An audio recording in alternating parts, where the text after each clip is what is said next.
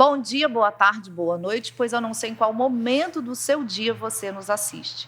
Seja muito bem-vindo, muito bem-vinda. Você está no Mosaico Podcast, o podcast da PIB Itaparica. Eu sou Dani Bernardo, publicitária, radialista, esposa, mãe e líder do Ministério Feminino. E o nosso assunto de hoje é saúde cognitiva, demências, Alzheimer e como cuidar da nossa mente. O nosso convidado super especial é o André Lima, que é psicólogo Obrigado. clínico e tem especialização em psicologia humanista e abordagem centrada na pessoa pela Unileia Rio de Janeiro. Bom dia, André. Obrigado. Seja muito bem-vindo ao Mosaico Podcast. Eu que agradeço, é uma honra para mim estar aqui participando desse grande empreendimento da nossa PIB Itaparica. De fato, uma honra, uma alegria muito grande. Muito obrigado. Tenho que agradecer demais o convite. Que bom. E estou aí à disposição. A honra é compartilhada. Amém. Vamos lá. Antes da gente entrar nos nossos temas principais aqui do nosso bate-papo, eu queria que você contasse um pouquinho sobre a sua experiência com a psicologia, como que você ingressou nessa área, qual foi o contexto que te levou a essa ciência. Bom, vamos lá. Eu vou dividir em duas partes, tá? Como eu ingressei na psicologia e depois como eu refinei, né, a psicologia para a abordagem que eu utilizo hoje. Ok. Né? Porque a psicologia é muito grande. Então vou ter que voltar lá atrás, hein? Vambora! É muito lá atrás mesmo. Então, começou assim, de uma forma bem diferente. Né? Minha irmã fazia uma faculdade de gastronomia, olha só, nos Estados Unidos, e ela estava tendo uma aula das diversas matérias que ela tem, uma aula sobre psicologia. Ok. Além de ensinar a fazer comida, também tem essas questões de empreendimento, de finança, e também Bacana. tem a parte da psicologia. E ela disse que em determinado momento da aula ela começou a chorar muito, muito, muito, porque a aula falava de doença mental, acho que especificamente de esquizofrenia, e ela viu naqueles sintomas que estavam sendo trazidos ali, muito do nosso pai. Né? Nosso pai que tinha um comportamento bastante estranho, né? E a gente, sem conhecer nada sobre o aparato psíquico humano, achava aquilo como um cara diferente, né? Algo assim, estranho. E aí, nessa aula de psicologia, ela viu que aqueles comportamentos se tratavam de fato de uma doença, né? Uma doença mental. E ela me ligou, me falou sobre toda aquela experiência que ela teve ali naquele momento e aquilo me gerou uma sede de conhecimento, né? Como é que eu vou conhecer, buscar isso, né? E comecei, claro, no tio Google, né? Dando uma olhada ali no que era essas coisas, que até então nunca tinha pensado sobre saúde mental ou doença mental ou algo do tipo. O que a gente ouvia, né, que a gente tinha como senso comum era maluquice somente, né, ou doidice, né, doido é maluco, e a gente não tinha ideia do que era. E aí, como eu comecei a pesquisar sobre isso, veio o interesse em aprofundar mais, né, e eu servia a Marinha na época e a Marinha tinha uma relação de finança, né, um convênio bem bacana com uma universidade próximo da minha casa e eu resolvi fazer psicologia, né?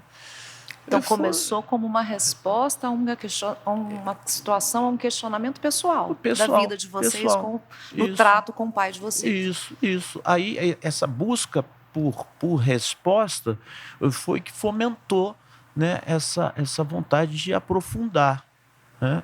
E foi basicamente isso. E aí eu comecei o curso, né, e a psicologia é um mundo de informações. A psicologia ela atua em vários setores, né? Tem um setor do esporte, setor jurídico, empresarial, educacional. Então a psicologia ela contribui bastante, né, para a humanidade. E contribui tanto que eu estou para te dizer que esse curso ele mudou muito a minha vida.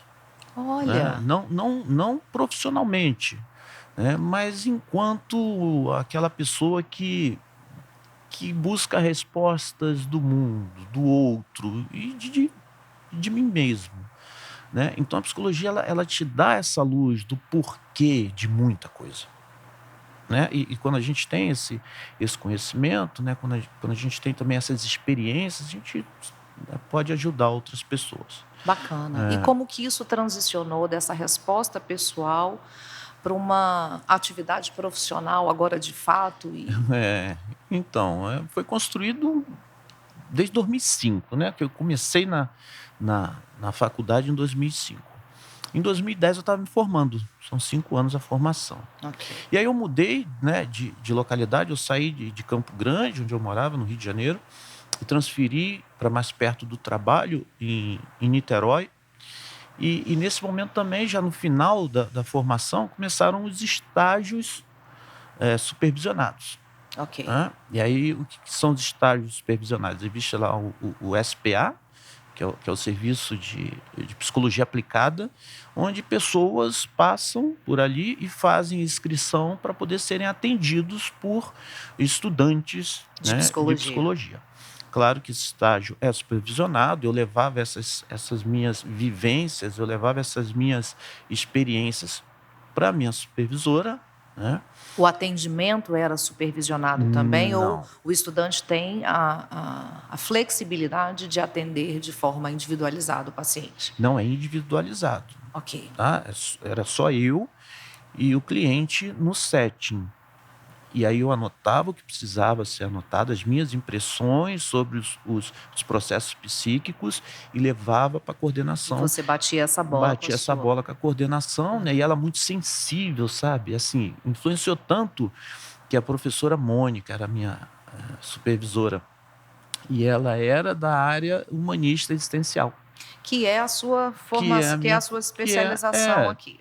porque, assim, a psicologia ela tem 3 grandes escolas, né? Ok. A psicanálise, todos conhecem bem lá, Freud, Freud, aquela Lacan, Jung. ixi, Maria, é aquele negócio de estar ali num divã, Aham. né? E aí as pessoas vão falando, há pouca interação, né? Do paciente com o terapeuta, pouca interação. E ali, quando o terapeuta percebe numa atenção flutuante que algo fugiu do inconsciente, ele vai intervir, Ok. né? Aí a gente Você chama essa exemplificou escola a a psicanálise. psicanálise. Psicanálise. Ok. Isso, eu não vou perder muito tempo, né? Explicando, mas é só para dar uma Um pincelada panorama, ok. o que é a psicologia humanista existencial. Ok. E aí veio depois uma outra grande escola, né, pós-guerra, a psicanálise na Europa, né, em Viena ali com Freud, tratando as mulheres de Viena e tudo mais, e depois Ok. a teoria, a terapia cognitivo-comportamental, né, que é a mais utilizada hoje, né? Ela aborda os aspectos do comportamento. E o que é legal dela é que ela é bem assim pedagógica. Ela é como se fosse um ensinamento. Ó, você se comportou assim, por quê? O que você sentiu? E aí você descreve aquilo e na próxima vez você atua de forma diferente. Não é tão grosseiro assim, mas basicamente ela trabalha no comportamento, Ok. né? No seu comportamento, dizendo que ele é aprendido. E é ciência, por isso uma graduação de 5 anos, Exatamente. diferente da psicanálise, que é um curso, né? E a gente não tem, se eu tiver errada, você me corrija, na psicanálise você não tem muito essa ferramenta científica do método, da pesquisa. E Ou estou falando besteira, me não, ajuda. não, até que Freud ele organizou bem as coisas, É? né?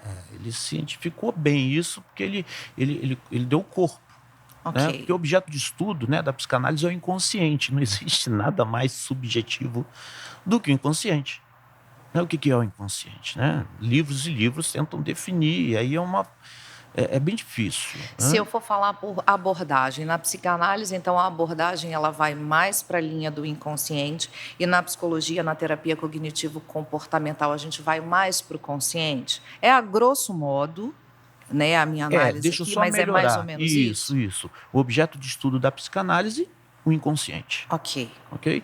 O objeto de estudo da terapia cognitivo-comportamental, o comportamento. ok, Né? Então, assim, o ok, comportamento ele é muito mais observável do que o ok, inconsciente. ok, Né? Talvez seja essa diferente. E a terceira grande escola, que é a terapia cognitivo, que é a terapia humanista existencial, Que é a sua que é a minha especialização. formação, isso. Que ela diz o seguinte: olha, o nosso objeto de estudo precisa ser o humano. Porque não adianta eu conhecer todas as técnicas da psicanálise, da terapia cognitivo, se eu não me sentir humano e disposto a ajudar, né? Ok. Então ela desconstrói aquele modelo médico, Sim. né, e coloca o paciente como cliente, né?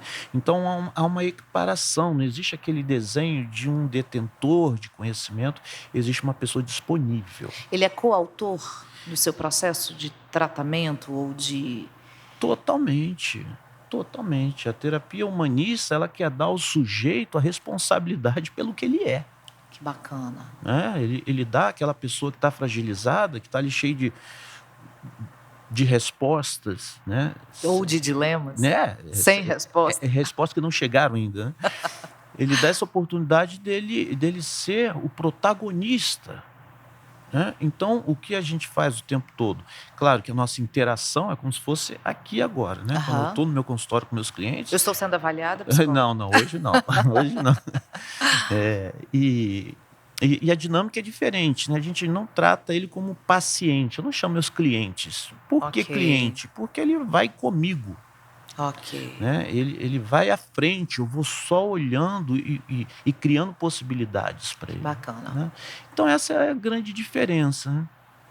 E a Mônica, né, agora voltando à segunda parte lá dessa pequena apresentação. Mônica é a coordenadora? Mônica era a supervisora lá, né, Do que ela era curso. também da área humanista, né? Ok. Ela era bastante sensível e ela chegou e falou assim, né, depois que a gente estava terminando o estágio, né, mas para eu falar isso eu preciso voltar a essas duas senhoras, né, que eu atendi durante um ano, Ok. né? E assim, era muito difícil ali no SPA uma adesão de tempo muito grande. As pessoas chegavam ali para fazer as terapias, né?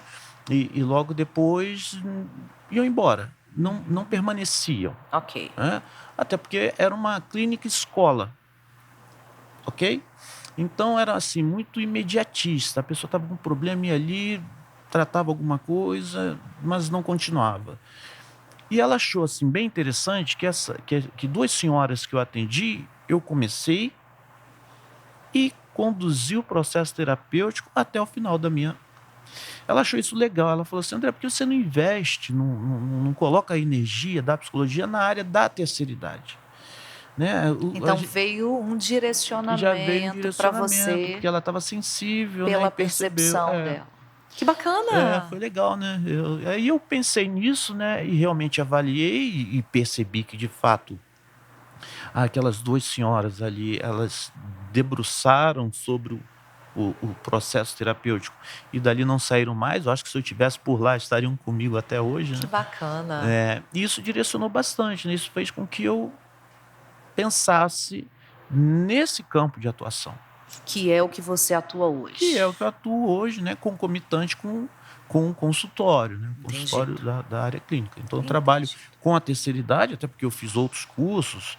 E chegando aqui, eu fui para a EMESCAM, fiz gerontologia, estou fazendo uma atualização de gerontologia, fiz neuropsicologia também, para entender os processos, né, mais neurais, assim, do comportamento, do próprio envelhecimento. Ok. E assim eu fui, né, lendo artigos, montando o que é hoje esse psicólogo aqui, né? Essa questão que envolve um universo de coisas que já aconteceram. É bacana que começa com uma demanda particular e pessoal da sua família, né? Do trato Uhum. com o pai de vocês.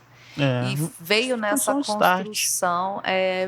construção até tomar corpo e virar hoje o que você de fato atua, né? Que bacana, Sim. bacana. Obrigado. Entrando agora na fase da saúde cognitiva, eu queria te pedir, a gente fala saúde cognitiva assim, é uma expressão que traz à mente muitas ideias. Então, para a gente ficar no campo científico mesmo da expressão saúde cognitiva, De forma simples, didática, você consegue explicar um pouquinho? Quando a gente fala saúde cognitiva, o que eu penso quando eu ouço essa expressão? Tá, vamos lá, deixa eu ver se eu consigo, né? Bom, primeiro eu preciso falar de cognição, Ok. né? Que é um termo bem complexo também, né, de se entender. A cognição, ela é um processo múltiplo e complexo, né? A cognição é como a gente interpreta o mundo, ok? Então, para a gente interpretar o mundo, a gente precisa de alguns elementos. Você, por exemplo, né, está me ouvindo, você está me vendo, né? E aí tem 2 sistemas atencionais seu ligados. Ligado aos sentidos, Ligado né? aos sentidos. Visão, Isso. O seu audição. corpo está absorvendo isso, está processando isso. Ok. Ok? Mais precisamente na mente. E aí, o que acontece? Você vai criando o mundo a partir das suas experiências sensoriais, que entram na sua mente e ali elas são processadas. A grosso modo falando, você tem um computador, você tem vários hardwares, a parte física, a parte que você vê, que aí são os órgãos do sentido, nariz, pele, visão, né? E você tem um sistema operacional, um Linux, um Windows, que vai pegar tudo que vem dos periféricos e vai em alguma instância transformar aquilo em comportamento, em pensamento, em emoção, sentimento. E a gente vai decifrando o mundo, né? A gente vai olhando, vai definindo conforme essa experiência. A gente olha para o outro lado, vê outra coisa, e isso vai se sobrepondo. É como se pensasse no universo, sem fim, infinito. E aí, a cognição é essa capacidade que nós temos de nos posicionar no mundo através das nossas experiências sensoriais, ok? Receber essa experiência e transformar isso em vivência.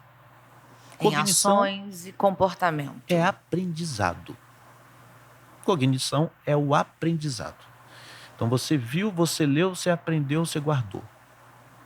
E essa experiência que está guardada vai servir, inclusive, para outras experiências novas que vão vir. Esse aprendizado, ele é intelectual, emocional, sensorial, mistura tudo, me conta. Tudo junto. Por isso é que é muito difícil falar sobre subjetividade, pensamento, comportamento das pessoas, porque cada uma tem uma experiência e tem um porquê de estar agindo daquela forma, pensando daquela forma, sentindo daquela forma. Né? Porque cada uma passou por uma experiência diferente. Essa é uma dúvida. A base de interpretação desses estímulos todos sensoriais, do ambiente, a gente nasce com essa base de interpretação, ela vai se formando nesse desenvolvimento da infância para a adolescência, para a vida adulta.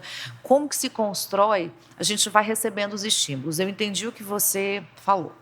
A gente vai recebendo os estímulos e nesse HD, esses estímulos, eles são processados. Se eu estiver errado, você vai me corrigir. Sim, não, tá certinho. Eles vão sendo processados em formas de pensamentos, de sentimentos, de emoções, e esse conjunto de pensamentos, sentimentos e emoções, eles vão gerar atitudes e aí você delimita o comportamento, né? Isso. Assim que a gente define, por exemplo, o traço de personalidade da pessoa, ou o tipo de personalidade, se ela as personalidades são sanguíneas, né? É isso, colérico. Isso é uma teoria, né? É uma vertente, né? Mas, a grosso modo, eu consigo dizer assim, João é tímido, Maria é extrovertida. Então, essa seria a base estrutural, né, daquela pessoa, daquele indivíduo, né?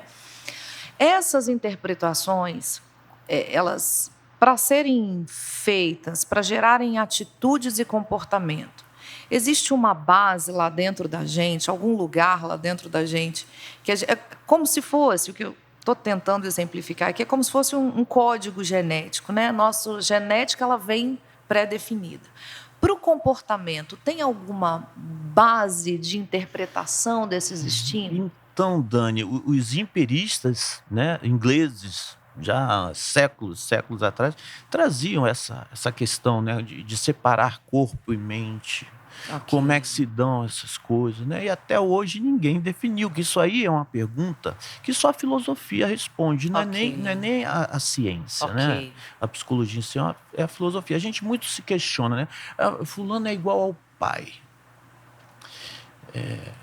Mas não é igual ao pai, né? Ele tem aquela carga Traços genética, de. aqueles traços, porém a experiência dele vai definir ele de forma diferente. Até porque não foram submetidos ao mesmo ambiente, Exatamente, aos às mesmos mesmas estímulos, situações. exatamente. Aí modifica, né? Por isso que nem os dois gêmeos siameses que vivem juntos, estudam na mesma escola, comem a mesma comida, nem eles são iguais. É aquela fala da mãe, né, que fala assim: criei esses dois meninos iguais, um é assim, um é do outro. É. Não criou igual, Essa né? A aqui é a gente beleza só da humanidade, pensa que né? criou Isso, igual, né? isso é uma beleza. Nós mesmos, eu sou mãe de dois, eu tenho um adolescente que vai fazer 18 anos agora, e a segunda adolescente tá aí, tem 11. A gente tem essa falsa impressão de que nós criamos igual. Mas nós não somos igual, né? Eu Uhum, fui uma mãe aos 25, depois eu fui outra mãe aos 32. A própria idade já coloca a gente numa fase de vida diferente. Então não dá para a gente achar que criou igual. Você uhum, pode ter os mesmos padrões, você pode ter a mesma rotina, claro. os mesmos princípios. Mas é errado a gente achar que criou igual, né? O ambiente muda, É, as circunstâncias mudam. sabe por quê, Dani? Hoje a gente pensa com a nossa cabeça. A nossa cabeça é de hoje aqui, ó, desse horário. Ok. Mas há um tempo atrás, por exemplo, há uma semana atrás, você pensava diferente em alguns aspectos, Sim. né? Eu tinha um professor que ele dizia o seguinte, né, dentro dessa pegada aí, dentro dessa característica. Se tu pega dois gêmeos totalmente idênticos, totalmente com a mesma criação, tudo, colocar eles sentados no carro e um vai estar perto da janela direita, o outro vai estar perto da janela esquerda. E Uhum. se tiver um outdoor passando aqui, esse leu e esse não leu, pronto, já é o suficiente para serem totalmente diferentes, porque ele vai processar aquilo, vai tornar nele uma experiência e essa experiência vai vai incentivar ele a pensar de uma forma, o outro de outra, e por isso que é muito complexo, né? E Não é existe. individual E é mesmo. individual, Cada é ser é individual. único. Né? Por isso que eu falo, essa é a grande beleza da humanidade. Né? E assim, as pessoas não entendem essa diferença e vivem em briga, vivem em colapso. Né? E por isso que a abordagem da psicologia, e aí caminhando aqui um pouco para a sua área de atuação, ela é muito individual mesmo. Cada indivíduo é um ser multifatorial, multissensorial e precisa ser avaliado à luz dessa diversidade que o ser é, Perfeitamente, né? perfeitamente. Então, assim, só para, né, passar um fio e finalizar essa parte.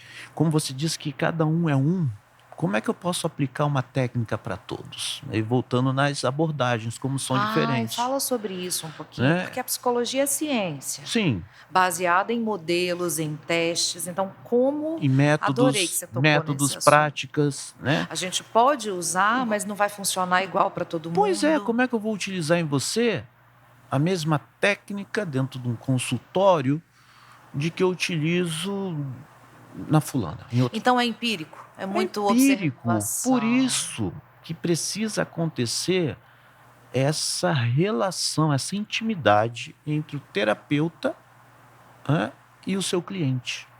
Porque até o jeito do cara sentar no seu Tudo, consultório vai tudo. falando para Fala, o você corpo um pouco a fala, né? respeito dele, a Isso. maneira como ele se comunica, Uhum, se ele franze a testa, uhum. né? A expressão corporal fala 90% do que eu gostaria de falar. A expressão corporal, né? Alguns teóricos dizem que a fala é só 10%. E você coloca isso no seu relatório. Sim, eu E tenho você devolve isso para o seu cliente. Eu vou chamar de cliente porque eu estava é chamando sim, de não, paciente, é está cliente, errado, isso né? aí. Não, não está errado, né? Cada um É um observa o outro. paciente cliente. Isso aí. E você vai devolvendo para ele esse bate-bola do tratamento no ambiente do consultório, ele é muito de espelhamento, né, André? Você vai espelhando para a pessoa, porque às vezes, por exemplo, eu estava lendo sobre a experiência do AA, no livro O Poder do Hábito, é, eles estavam explicando ali que naquela dinâmica ali do AA, a pessoa senta ali, o adicto senta ali, ele começa a ouvir relatos, experiências de outras pessoas, e aí ele se dá conta de que ele também reproduz aquele tipo de comportamento. Então, exemplo, ele está sentado numa reunião, e aí ele ouve a pessoa falar: bom dia, meu nome é João da Silva, eu sou alcoólatra há 20 anos e eu tenho essa reação assim, assim, assim, quando eu chego em casa. Por espelhamento, esse outro ouvinte que está na plateia, ele ouve e fala assim: nossa, eu faço isso também. Então, ele identifica o seu próprio comportamento a partir do comportamento do outro, certo? Agora, eu vou trazer para o que a gente está falando aqui no ambiente do consultório. É um espelhamento também no sentido de você devolver para o seu cliente o que ele fala, devolver as suas linguagens. Você estava falando aí da questão de que o corpo fala e tal. Você vai espelhando isso, você vai devolvendo para que ele se interprete a si mesmo? Quando necessário, sim. Né? Ok. Quando houver necessidade, eu dou esse feedback. Mas eu costumo dizer o seguinte: o psicólogo ele não pode dar conselhos. Né? Essa devolução tem que ser sutil. Né? Eu tenho que fazer com que ele perceba que se fizesse de forma diferente, ou se pensasse de forma diferente, poderia abrir uma possibilidade De ter um resultado de ter um diferente. resultado mais assertivo. Né? Então, assim, o psicólogo que dá conselhos, ele é um amigo. Você pega conselhos Sim. dos amigos, né? O momento de reflexão que a gente se propõe num setting terapêutico é outro. É de crescimento, é de você refletir sobre aquilo que você está fazendo, não de forma intencional. Isso tem que vir de dentro para fora. Né? Entendi. E não qualquer pessoa que seja de fora para dentro. Mas você volta a bola para o cliente. Você Eu ouviu o que você volto o tempo disse? Você todo. prestou atenção? Voltar a bola no seguinte sentido, de devolver para ele até mesmo o que ele está falando. Sim. Porque às vezes ele não interpreta o que ele mesmo está dizendo. Então, é essa bola que volta. Você ouviu o que você Aham. falou? Isso é comum, né, nesse ambiente de Porque terapia, geralmente a gente sim, né? pensa, né? A gente não fala. Geralmente a gente está pensando ali, sofrendo com aquele pensamento. Quando a gente chega num local, né? Eu costumo dizer que o setting terapêutico é mágico. Quando a gente chega num local que a gente se propõe a falar o que a gente está pensando, a gente se ouve. Isso, E quando a gente se ouve, muda isso. muita coisa, né? Muda muita coisa. Beleza. Nós vamos entrar aqui agora na questão dos fatores que podem impactar a nossa saúde cognitiva. Eu vou voltar um pouquinho na sua explicação, né? Você, e se estiver errada, você vai me corrigindo. Cognição, então, é tudo que faz a gente interpretar os sentidos, o ambiente e Uhum. transformar isso em emoções, sentimentos e ações. Está Isso, correto? correto. Como que eu cuido disso? Como que eu harmonizo isso? Como que eu faço para ter uma boa saúde cognitiva? Eu sei que a pergunta é ampla, né? Mas se a gente pudesse assim caminhar em de 3 a 5 elementos aí, como cuidar da minha saúde cognitiva? Se eu tiver sedentária, por exemplo, eu sei que eu preciso da atividade física para Uhum. sair do sedentarismo. Se eu consigo ter uma noção de que a minha saúde cognitiva não está ajustada, não está boa ou está em desordem, qual é esse início aí, esse caminho de construção para a gente dar uma melhorada na nossa saúde cognitiva? Perfeito. A gente já até falou sobre a questão da divisão cartesiana e empirista que teve há séculos passados, sobre divisão de corpo e mente. É, Eu costumo dizer que tudo que você já ouviu falar, Dani, sobre qualidade de vida, do que você fazer para ter um organismo funcionando bem, tudo isso serve Para a para a cognição. saúde mental, cognitiva, enfim. Tudo aquilo serve. Então, se o corpo não vai bem, não tem como a mente ir bem. Né? Você adoece, não tem como dividir, separar Ok. corpo e mente. Então, você falou sobre sedentarismo. Claro, né? O sedentarismo ele faz com que você não processe bem sua alimentação, por exemplo. E isso atrapalha a sua parte cardíaca. E a parte cardíaca pode trazer um problema no cérebro, né? Um derrame. ok? E você pode desenvolver uma demência a partir de um derrame, dependendo da área do cérebro que for alcançado. Então, assim, o que fazer para ter uma saúde cognitiva boa? Ter hábitos saudáveis. Né? Evitar tudo que a gente já ouviu falar sobre tabagismo, álcool, Sedentarismo, gordura, açúcar. açúcar nem Não, tá fala. aqui, tá aqui. A gente vai Não, falar do açúcar lá na frente. Segura aí. pois o açúcar é bastante importante. Quando eu falar um pouco mais, né, sobre as demências, o açúcar ele tem um papel importante ali.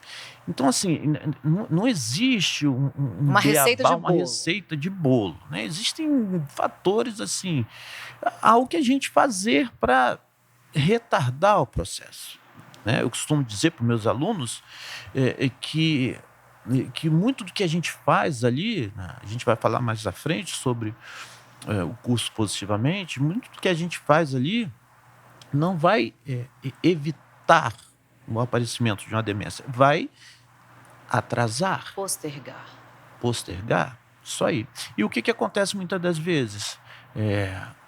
A gente morre antes de desenvolver, mas desenvolver, todos nós vamos desenvolver. Ok. Quando eu falo saúde cognitiva e saúde mental, é a mesma coisa? As duas expressões são sinônimas?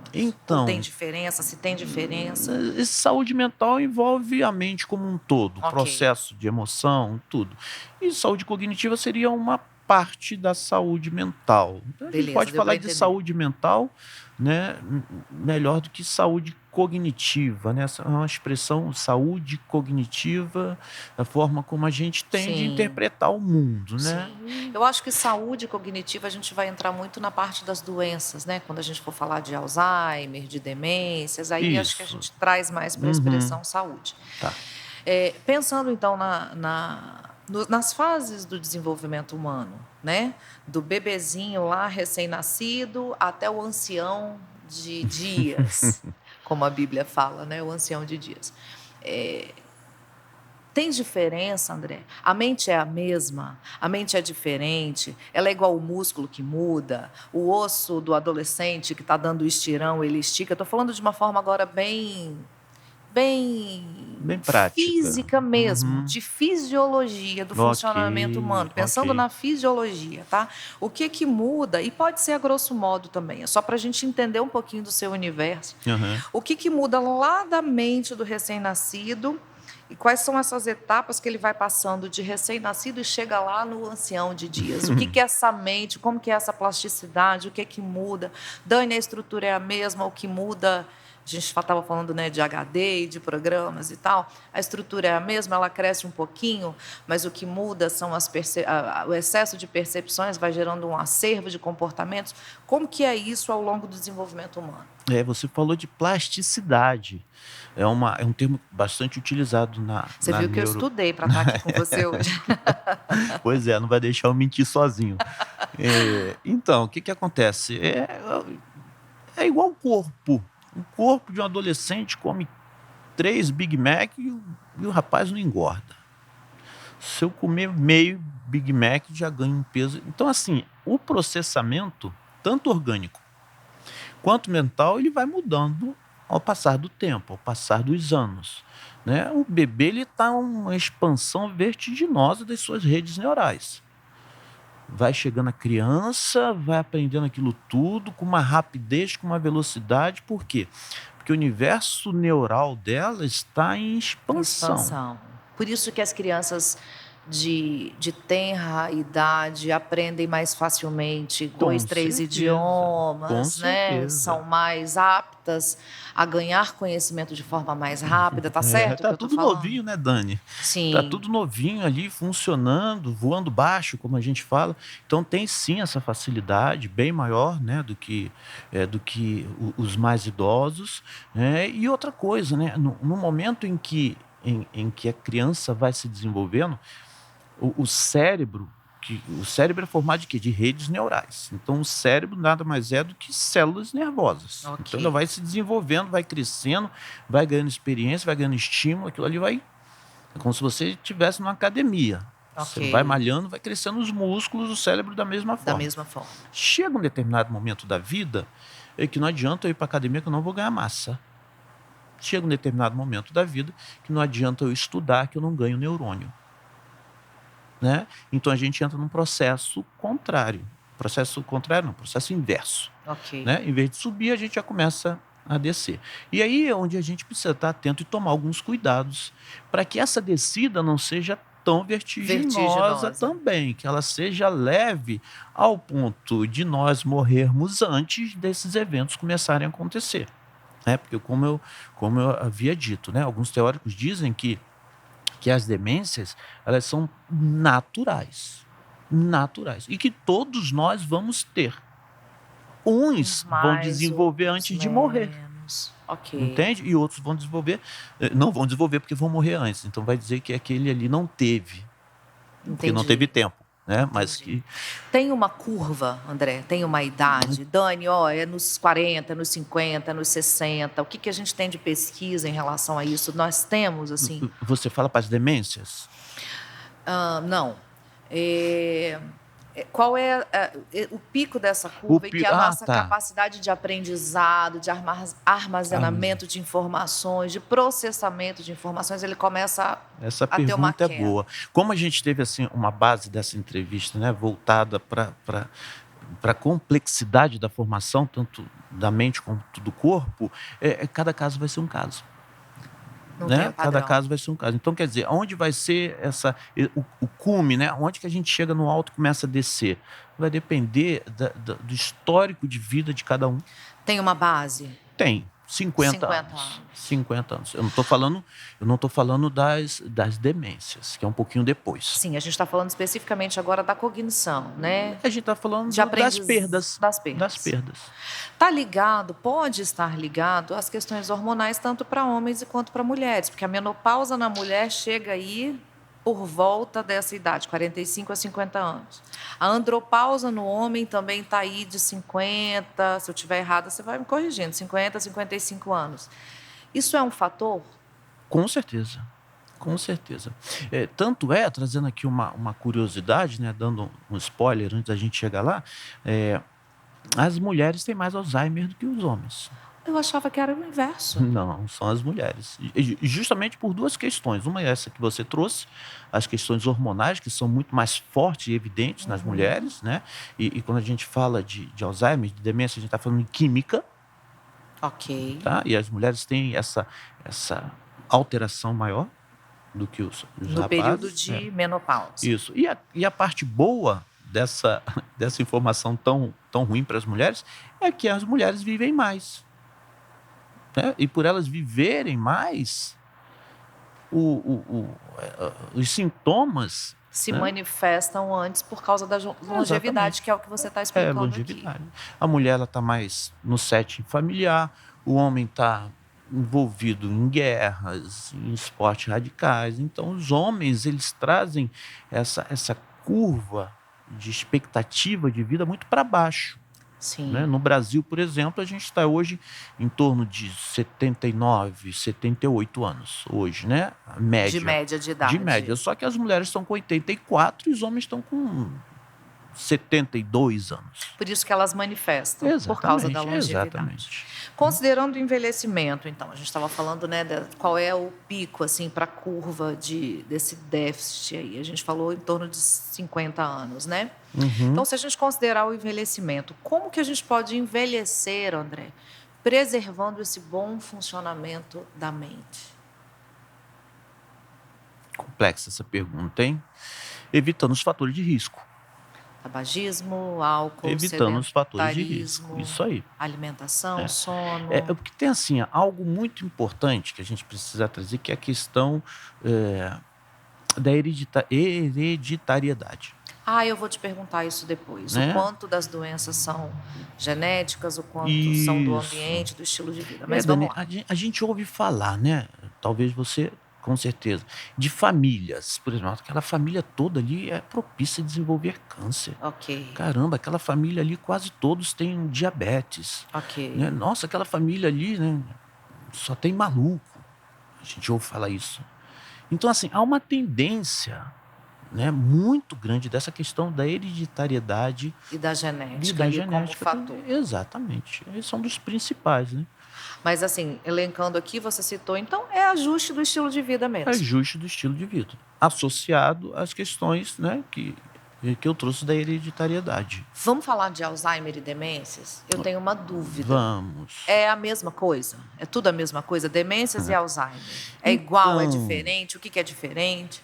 eu vou começar falando da demência, Tá bom, vamos lá. ok? Então você falou de saúde cognitiva. Ok. Se eu tenho demência, ela é exatamente o contrário da saúde cognitiva, né? Então a demência, ela chega para destruir a minha saúde cognitiva. Ela altera a minha realidade do mundo.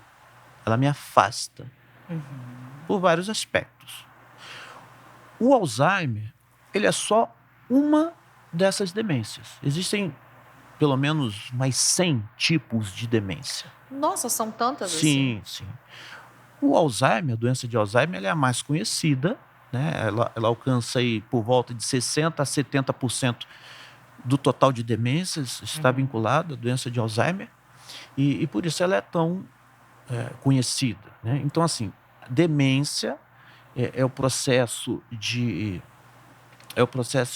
que atrapalha, demência é o processo que extingue a nossa realidade do mundo. E o Alzheimer é só um tipo dessas demências. Então, não é a mesma coisa. Alzheimer é demência, mas nem toda demência é um É Alzheimer. Alzheimer. Existem É várias ótimo. outras. Por exemplo, a gente pode ter um problema cerebral, uma isquemia, um derrame, que afeta ali uma parte do cérebro que processa questões que envolvem, por exemplo, as atividades da vida diária. Pensamento, conclusão, resposta. E aí a gente começa a ficar tonto, a gente começa a ficar, tanto não no sentido de tontura, mas começa a não dar conta de coisas básicas, porque naquela região onde teve esse problema, né, trouxe ali esse tipo de consequência. Então, é uma demência vascular. Aí é fisiológico. Nesse caso, é totalmente fisiológico.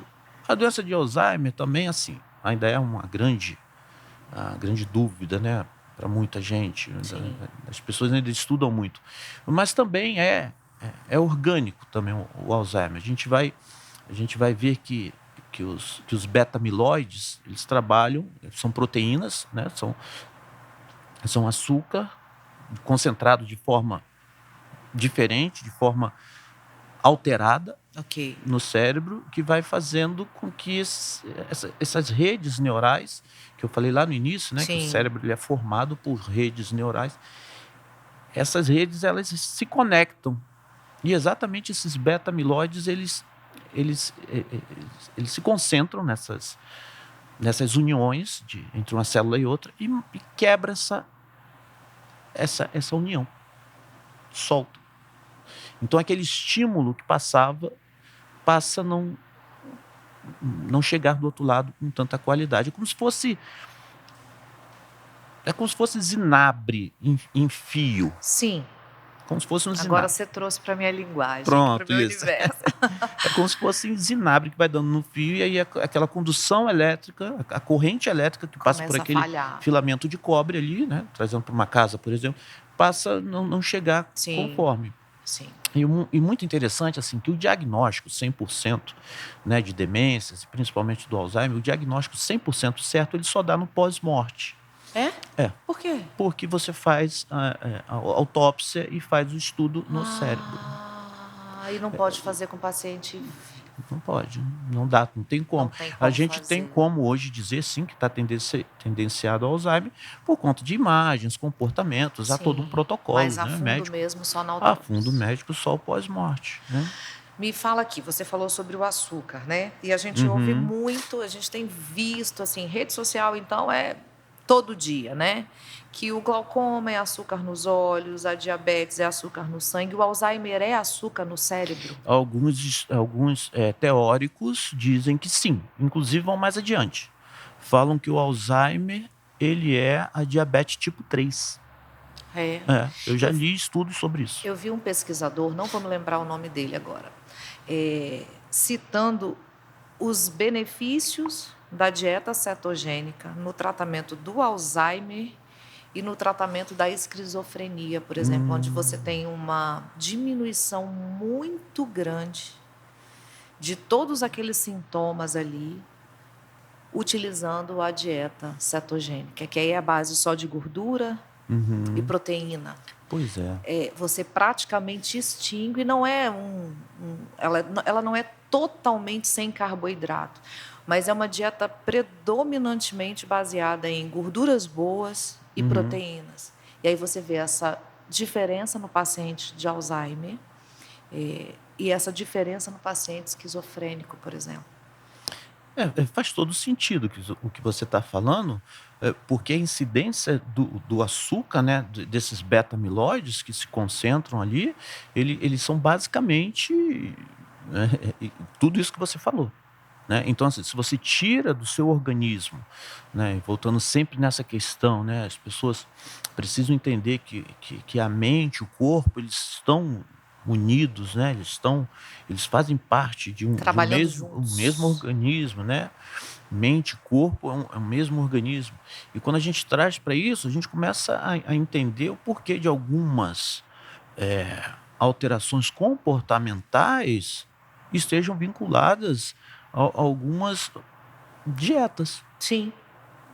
Então, isso que você falou faz todo sentido. Ômega 3. Me fala do ômega 3. A minha Nutri fala assim, ela já esteve aqui, ela vem sempre na semana do Outubro Rosa, a gente foca muito, o Ministério Feminino foca muito em trazer pessoas para falar sobre saúde física, mental, emocional. Ela fala que o ômega 3 é para a vida, assim, é da criança ao idoso, né? Para essa questão das demências e do Alzheimer, qual que é a sua vivência?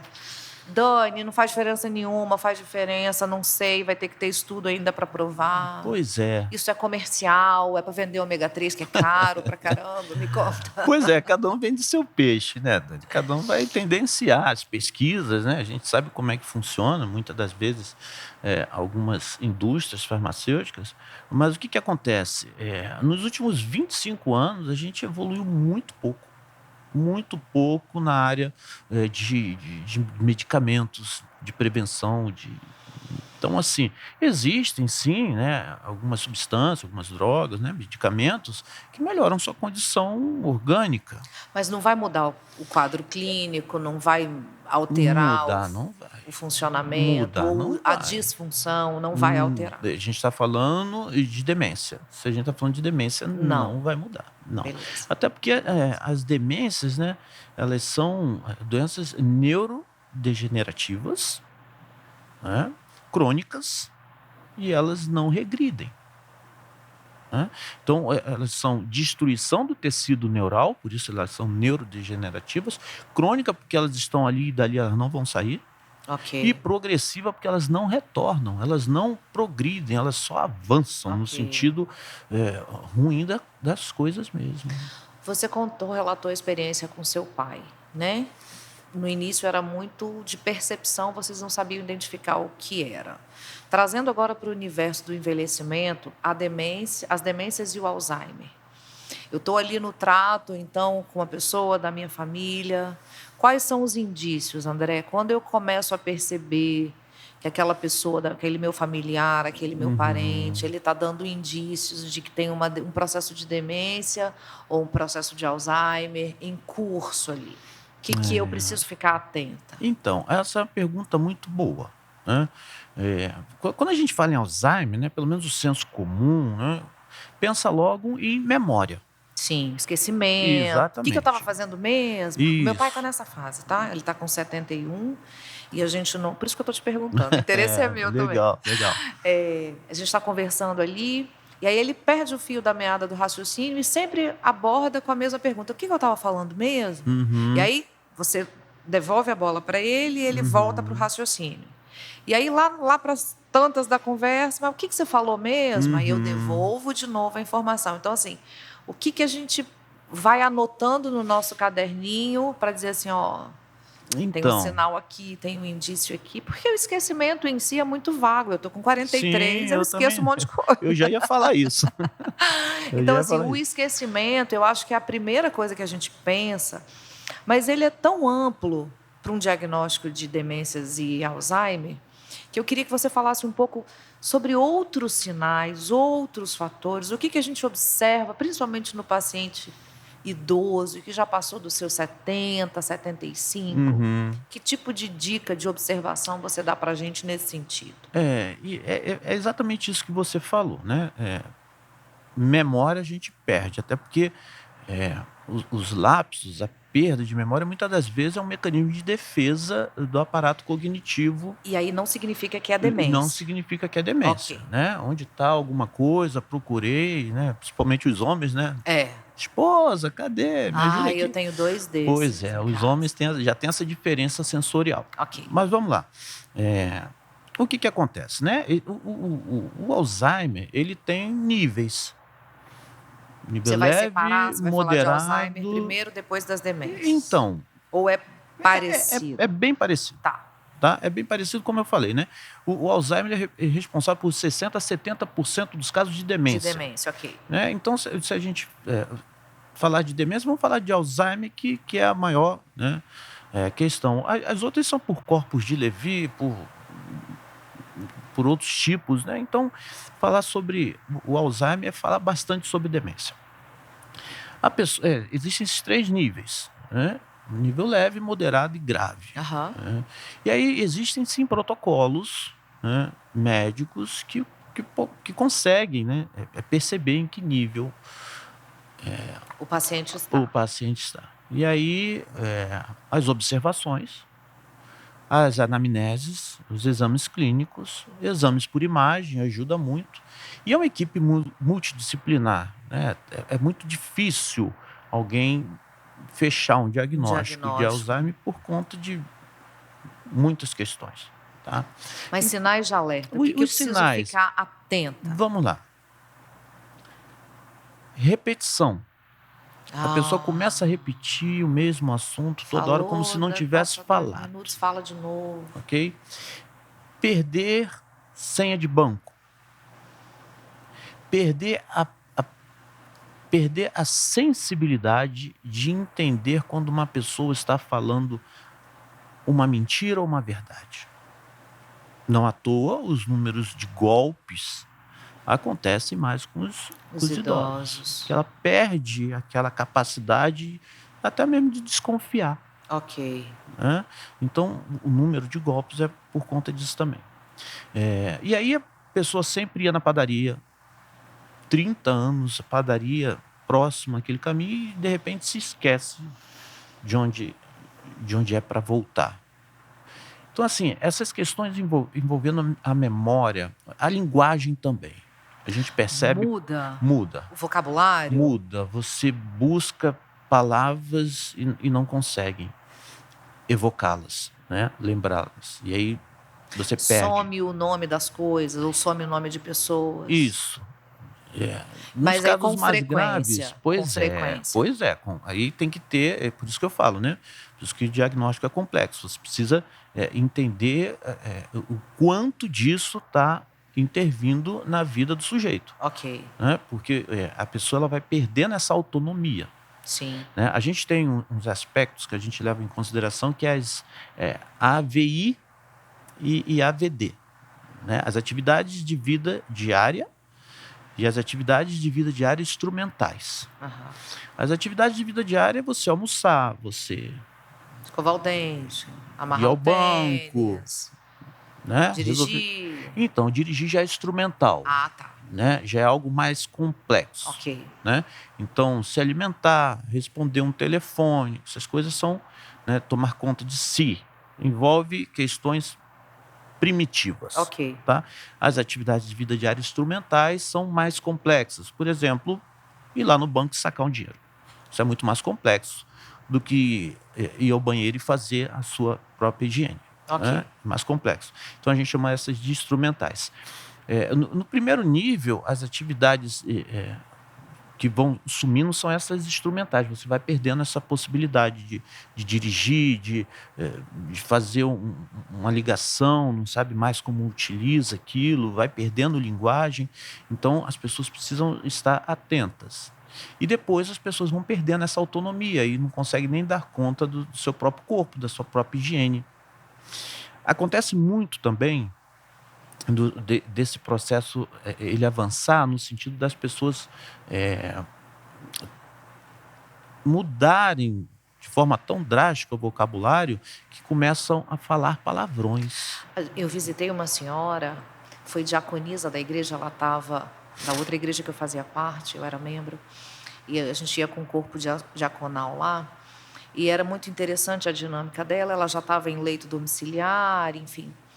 Todos os hinos do cantor cristão que a equipe diaconal puxava, ela conseguia Ela sabia. cantar. Uhum. Mas num dado momento, entre um intervalo de um cântico e outro, ela falava um monte de palavrão.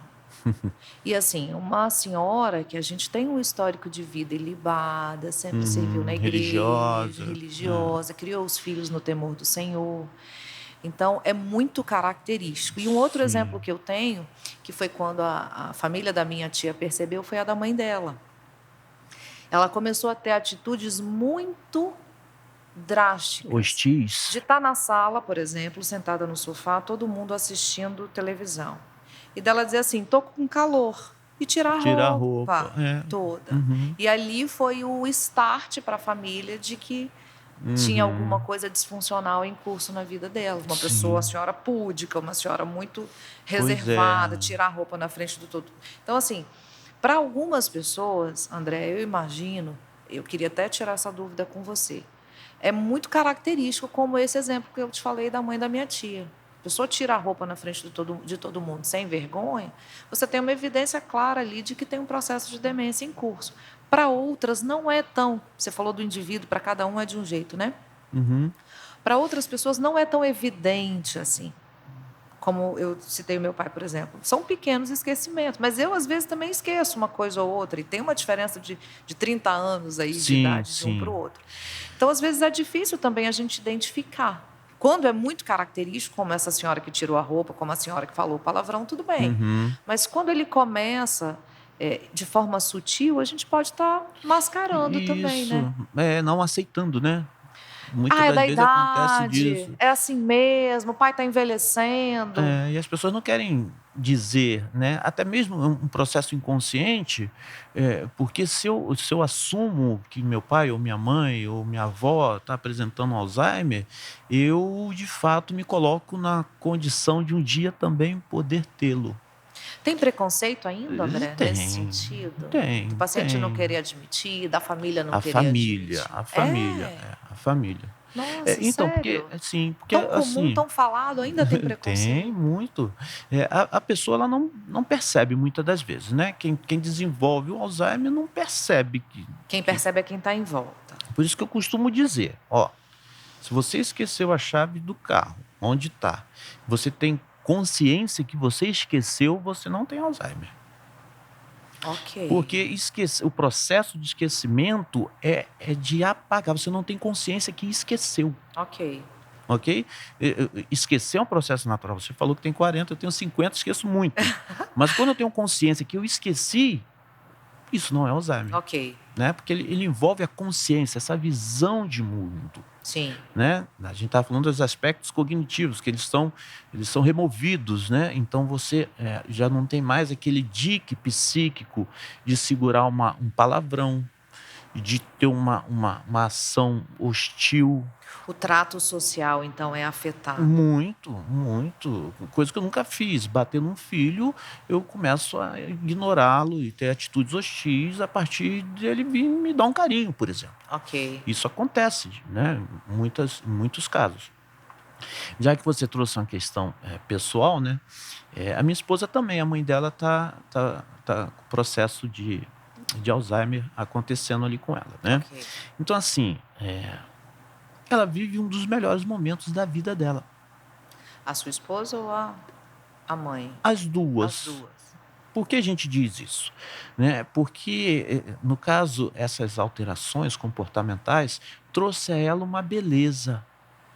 Ela vê o mundo todo mais lindo. Oh, que bacana, Né? é uma boa perspectiva, Ela né? chama a filha de linda, ela fala que o seu cabelo tá bonito, coisa que anteriormente não tinha tanto Ah, que índice. bacana, você está falando do lado O positivo, lado então, né? Porque a positivo. gente só vê o negativo, Por né, quê? Porque André? quando a gente está nesse, nesse setting com a família, que você vê o seu marido, ou sua esposa, que você viveu 50, 40 anos com ela, e ela, quem é você? Quem é você? E isso automaticamente traz na gente uma dor muito grande, Sim, né? é uma desconstrução e Uma uma desconstrução. descontinuidade relacional, né? Pois é. Mas aí o que a gente precisa estar atento? Que é um processo. Que é um processo. Vai doer, vai, mas a gente precisa ressignificar isso. Por isso que o tratamento é para o paciente e para a família junto, É André? para a família. Dificilmente o outro sofre. Há casos que sim, né? Mas dificilmente. O quem mais sofre é a É a família. família. É a família que lamenta, porque a pessoa está de boa. Dificilmente ela toma essa consciência, Sim, né? E quem está sim. sofrendo é quem está ali, tendo que esconder chave, tendo que esconder um monte de coisa, passando vergonha porque falou, se comportou de forma ruim, aí evita sair, Sim, aí piora mais ainda o processo, que a pessoa precisa do social, né? O social é parte da saúde da pessoa. Então, sim. muita família precisa entender o que é o Alzheimer, o que é uma demência, né? E Para você poder. caminha nesse sentido com a família. Sim, sim, sim. Teve uma cliente que chegou, né, no consultório e falou: ó, meu marido precisa de tratamento. Aí eu recebi, né? Ela falou que precisava e eu recebi ele.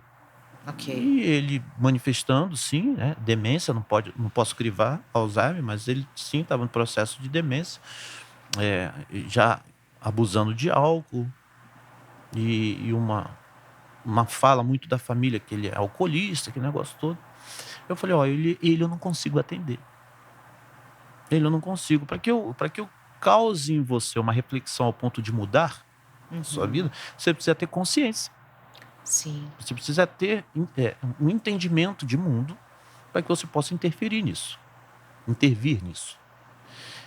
E nele eu não conseguia, porque a saúde cognitiva dele, de processamento, de recepção de informações, estava comprometida por conta de uma demência. E intensificada pelo abuso do álcool. Exatamente. Aí eu encaminhei para a psiquiatria e comecei a atender a esposa, o filho, tentando mostrar para eles, criar uma rede de proteção, uma rede de entendimento, para que aquele processo não seja ainda mais danoso por conta de não ter uma ideia do que é a doença. Sim. Né? E aquilo ali, em vez de trazer uma paz, uma alegria, a paz é muito difícil, né? Mas um entendimento de um processo natural, aquilo trazer dor. Né? E a gente consegue bastante uma evolução com a família, no sentido do entendimento e do acolhimento da pessoa que sofre com essa doença. Caminhando aqui então para as nossas considerações finais, de forma prática, André, o que eu posso fazer? E quando eu falo para todas as idades, mas se você quiser diferenciar, né, por faixas etárias, o que a gente pode fazer para trazer benefício para a nossa saúde cognitiva, para a nossa saúde mental. E eu queria que você falasse um pouquinho do positivamente. Sim, vamos falar. É até um evento posterior, né? Bom, o que fazer? Aprender. Né? Se a gente está falando de saúde cognitiva, de saúde mental, Aham. o aprender é de fato a melhor forma de evitarmos ou de adiarmos Sim. os primeiros sintomas dessa doença. Aprender o quê? Aprender Tudo. Quero tudo ou fazer um curso de qualquer coisa. culinária, Tudo, quero fazer um curso tudo, de tudo. desenho. Eu sempre sonhei em fazer isso, não podia quando estava em idade laborativa. Agora Isso aí. meus filhos estão criados, meus netinhos já estão grandes. Qualquer Qualquer aprendizado. aprendizado. Dani, é um órgão que precisa de estimulação. De estímulo. Está falando do cérebro em si, daquela massa resultante de bilhões de redes neurais, né? Então a gente precisa estimular, jogar energia que eu falo, energia mesmo, energia elétrica. A energia de um cérebro acende uma lâmpada. Eu estou falando de impulsos elétricos. Então a gente precisa trabalhar essa mente. Para quê? Para evitar o acúmulo dessas proteínas que já falamos, desses açúcares. Sim. Então quando a gente está estimulando aquilo ali, a gente evita o acúmulo. É como se a gente caminhasse, a gente evita o acúmulo de gordura nas veias. Porque a gente processa, metabolismo, o sangue flui melhor. Se a gente é sedentário, a tendência é que que esse organismo, que essa máquina trabalhe. Então, assim, aprender, né? E aí eu dou várias dicas, né? Música, né? E aí engloba tudo, tanto instrumentos musicais quanto música em si, porque música é uma linguagem, né? Sim. Você aprender música, você está aprendendo uma nova linguagem. Dança. Inglês, dança. Nossa, maravilha. Além de estimular a relação social, né? A relação social. Porque assim, quando você vai lá na OMS e busca lá a definição de saúde, porque saúde não é ausência de doença. Não é isso. Saúde é um estado pleno. É um estado pleno. E está lá a definição. É o perfeito estado corpo, né? Psico, social, ok? E tem lá mais um item que fala da espiritualidade. Que está super em alta. Pois é, que não é religiosidade. A espiritualidade é outra coisa. Né? Então eles falam Você quer diferenciar? Vamos esperar o podcast do Pastor Mazinho. Fica a dica aí pro pessoal da comunicação. Ele seria melhor para falar, né? Legal. A espiritualidade é a relação, né? A religiosidade é a forma, é a doutrina, é o que está escrito. Vai ser assim. É o metafísico, é o que está para além do que a gente vê. É um método. Então vamos lá. Você falou aprendizado, você falou xadrez, a gente falou sobre xadrez um pouquinho, a gente falou sobre dança, sobre música, o que mais, André? Então, xadrez, que legal, hein? E que bacana, assim, como essa igreja ela está atenta a essas questões, né? Aqui nós temos aula de xadrez, aqui nós temos aula de música, de canto, então, assim, são atividades que de fato trazem novos conhecimentos, novas experiências sensoriais, e isso, para o que a gente está falando, é fundamental. Né? Ótimo. E para finalizar a sua pergunta, o curso Positivamente, né? Me conta, esse curso é de sua autoria? Então, não é de minha autoria. Você trouxe? Conta tudo. Eu vou falar assim. Bom, como eu me aproximei do público da terceira idade, né? O público mais com idade mais avançada, eu comecei a perceber as dificuldades, os desafios que aquele público teria, né? Então, um dos principais desafios são as demências. Sim. Né? As demências, de fato, que vão acometendo ali as pessoas daquela idade. Então, o que acontece? Eu comecei a perceber isso, comecei a investigar também, né? Como a gente pode trabalhar isso nas pessoas de uma forma que adie o aparecimento dos sintomas. E dentro dessas minhas pesquisas, eu conheci duas meninas, duas psicólogas, Chayane e Márcia, se não me engano, é Márcia, Chayane, de Niterói, que elas tinham um curso livre sobre estimulação cognitiva.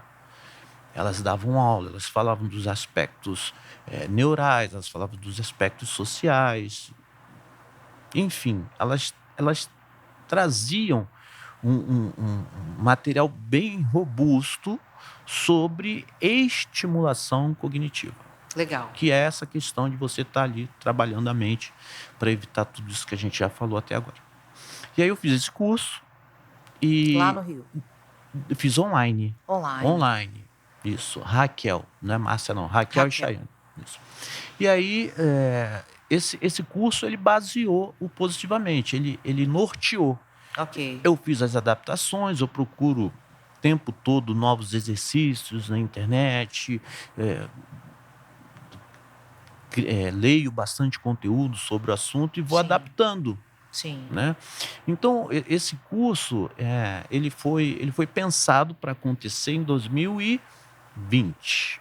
Ano da pandemia. Isso, aí eu conversei com o pastor, ele me deu carta branca, falei, pô, fiz um curso legal, acho que vai ser bacana, e como uma meta, assim, eu pedi a ele e ele autorizou. E aí a gente chegou, quando o curso estava todo pronto, veio a Veio a pandemia. pandemia. Aí Pois você é, teve que adiar o projeto. tivemos que adiar o projeto. Então, a gente está em 2025, em 2022 Iniciou. iniciou o curso. Como que funciona? Quais são os dias na semana? Como que é? Então, O que que a gente trabalha lá? O que que você trabalha lá? Conta beleza. tudo. Tá. É um curso que funciona como uma sala de aula, Sim. né? As pessoas sentam ali, a gente faz exercícios cognitivos, sejam eles na linguagem, Ok. a gente trabalha trava-línguas, letras, palavras, seja ele na memória, exercícios de sudoku também, sudoku já é pensamento lógico, né? Caça-palavras, essas coisas tem também? Então, caça-palavras não, porque o acesso ao caça-palavras é muito fácil. Na internet? Então não precisaria trazer para o curso, né? Ok. Eu vou para o curso fazer palavras, são aspectos mais É mais elaborado. mais elaborados, isso. E aí a gente criou aqui uma turma experimental, 2022, e foi um sucesso. No outro ano a gente já tinha 3 turmas, Que massa. né? E aquilo começou a onerar, e aí de novo eu perguntei, né, ao pastor se poderia criar uma taxa, né, uma taxa simbólica para poder ajustar ali os gastos, né? Sim. Autorizou também, e a gente trabalha nesse sentido, né, de poder trazer esse ministério aqui para a igreja, para poder atender as Sim. pessoas que entendem que o trabalho de estimulação cognitiva é de fato um fator positivo para o envelhecimento. Então eu tenho uma turma aqui às segundas-feiras, 14 horas. Ok. Na segunda também no IBS, às 17h20, uma outra turma, na Igreja Batista do IBS. E a gente está voltando agora no segundo semestre com a turma de quarta-feira às 18 horas. Né? Acessível a todos, não tem idade. Não tem idade, né? Principalmente as pessoas que já têm histórico de Alzheimer na família. Se já quiser trabalhar com isso, pessoas 40, 50 anos, sem problema nenhum. Mas a maioria dos meus alunos acima dos 50. Né? E é aberto também à comunidade. Bacana. Né? Não é fechado aos membros da igreja, é aberto à comunidade. Bacana. Considerações finais, indica suas redes sociais, fala de você, como que a gente acha, como que a gente agenda uma consulta, conta tudo. Então, o positivamente, as inscrições podem ser feitas, né, procurando a igreja, que a igreja vai direcionar, tá? Eu tenho um Instagram, que é o positivamente.vix, né, VIX, isso para questões do curso. Isso. Né? Agora para o atendimento... Para atendimento clínico, né? Clínico, como de consultório, isso. O meu telefone, né? Quer falar? Que é o 27 999, são 3 vezes o 9, 74 6699. Né? Manda o zap ali direto para mim, a gente marca. Né? Tenho também o Instagram do meu consultório, né? Que é o ARL, de André Ramos Lima. A de amor, R de rato, L de lata. Isso. Ponto psicologia. Beleza. Tá? Esse é o meu Instagram. E procura ali, a gente vai conversar, a gente vai trazer ali informações, luz, né? E você disse, né? Querendo te cortar aí. Você disse considerações finais, né? A gente abordou um tema bem complexo. E amplo, né? Que é... A gente teria assunto aqui para 3 horas de podcast fácil. Tranquilamente. Né? Que é essa questão da demência, principalmente o Alzheimer, né? Quando há esse olhar mais humano para a pessoa acometida, a vida fica leve. Então, o que eu gostaria de deixar? né, para as pessoas que estão ouvindo esse podcast, que elas precisam ter uma ação, um entendimento de aceitação dessa doença. Por quê? Porque, como nós falamos, é algo natural, né? É algo natural Da do fisiologia envelhecimento, do ser. da natureza do humana. envelhecer. Então, aceitar isso torna mais leve e o tratamento, o dia a dia das pessoas que olham para esse problema com um olhar mais humano são pessoas que vão desenvolver uma qualidade melhor de vida, né? Então, assim, negar seria a pior saída. A aceitação, criar uma rede de apoio para essa pessoa, entender que muitas das vezes, né, Dani, assim, a gente acha que aquele comportamento é um comportamento consciente, que a pessoa está fazendo porque Tá de está de pirraça. pirraça, né, porque, sei lá, é mal criada, e não é isso. Não é isso. É perda uma mesmo condição da mesmo. realidade, né? A gente falou dos palavrões, do comportamento, da agressividade, enfim. A gente precisa dar amor, né? Dar amor a essas pessoas, porque elas estão passando por um processo, talvez o último processo da vida delas, né? Sim. E a gente não precisa transformar isso em algo penoso. Há sim saídas para que isso seja um momento, e um momento rico. Por que não dizer um momento de aproximação? Como você relatou o exemplo aí da sua Da minha esposa com a esposa, ela mãe vive o melhor momento da vida dela. dela com a mãe dela. E a questão da empatia, você está falando aí, eu pensei muito na questão da empatia do ciclo reverso. Porque quando você olha para o seu pai, para a sua mãe nessa fase, a gente volta lá atrás e vê que quando a gente era uma criança pequena, é claro que não estou falando que ele está fazendo birra, né? Mas nós fizemos birra, nós fizemos malcriação, nós fomos difíceis em algumas fases, aí entender que agora o processo é inverso, chegou a vez dos nossos Pois pais. é. Né? E nós estamos tendo a oportunidade, né? Olhar para essa situação com essa visão que você trouxe aqui agora, da empatia. Nós estamos tendo a possibilidade de viver um pouco aquilo que eles viveram conosco na infância. Quando ainda não tínhamos a consciência de que aqueles processos de pirraça, de choro, de não quero tomar banho, porque acontece muito isso com o idoso, né? É trazer esse olhar de graça, de que nós estamos agora como filhos ou como sobrinhos, né?